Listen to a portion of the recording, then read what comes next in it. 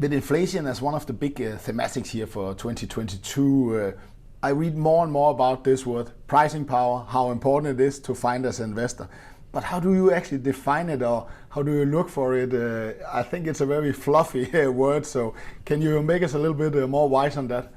Yes, it is. And it's kind of funny because it's probably the most important factor when you look at a company to see if it's a quality company that you like to hold for the long run. But there's no clear definition of what it truly is. And at its essence, it's the ability to raise and keep prices high. That would be sort of the easiest definition of pricing power.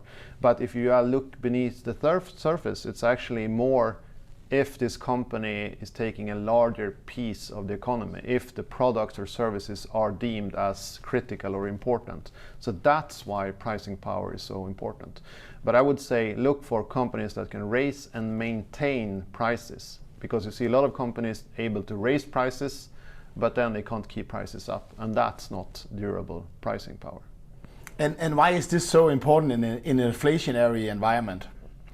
It's important for a couple of reasons. One is that your employees, they demand higher wages. Wages are going up. You need to pass those costs on to your customers. Another is input costs. So perhaps if you're a chemical company, input costs are going up. You have to have the ability to pass on those cost increases to your customers. And perhaps the third one is also actually your customers might be squeezed for some reason because their cost is going up.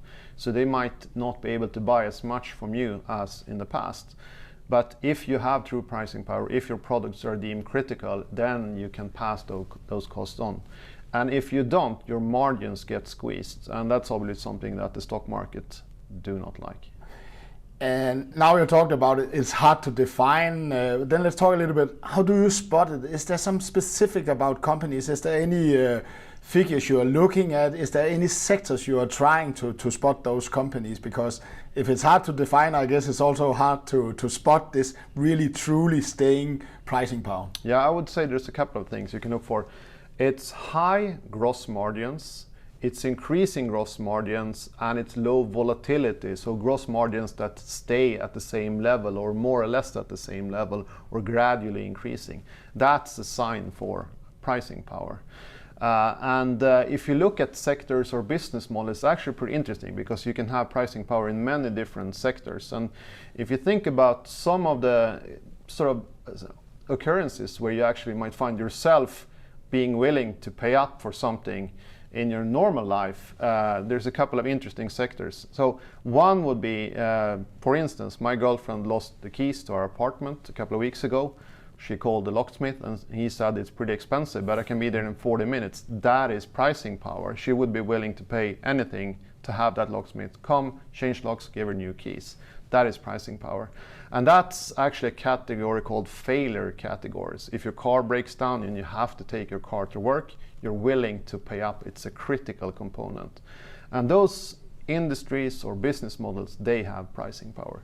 And another one would be luxury goods, for instance. And that's almost the definition of pricing power, that your brand is so valuable so you can increase prices without hurting demand.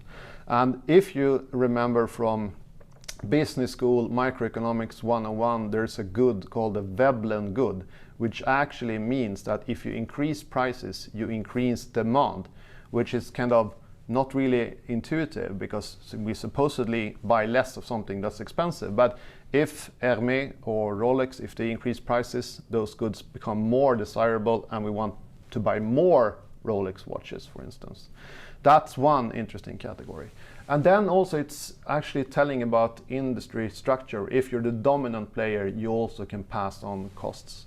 I would say in that category of critical components, let's talk about locks, for instance. So Assa Abloy, that lock as a part of the building is just a small percentage of the cost of the apartment or the building. And you're willing to pay up for some extra quality there.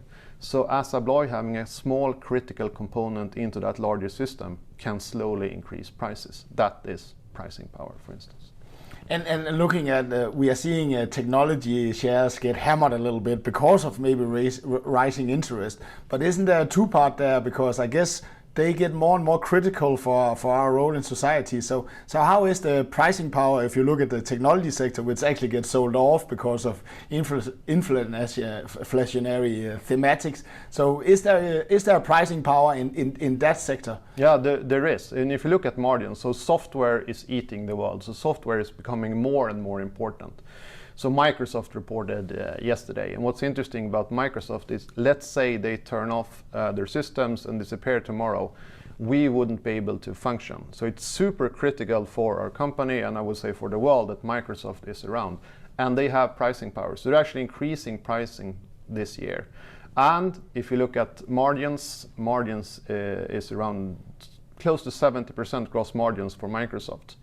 If we look at something like a Visa, which also has been slightly weak this year, they have operating margins around that level. So that is pricing power. So you actually see in some of these technology companies becoming more and more important, and that is evident in their high and stable gross margins.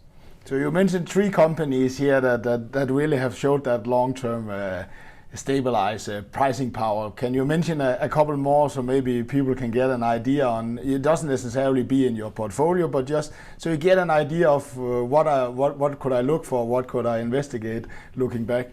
Yeah, so if you look at industries, one of the old industries that actually has pricing power is the tobacco industry. So sales for any company is basically the units or the number of services you sell and the price. That is what revenue or sales is made up from.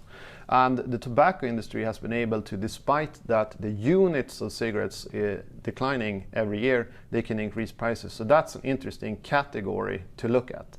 That said, we're not interested in investing in that category because the units are falling, but they have pricing power.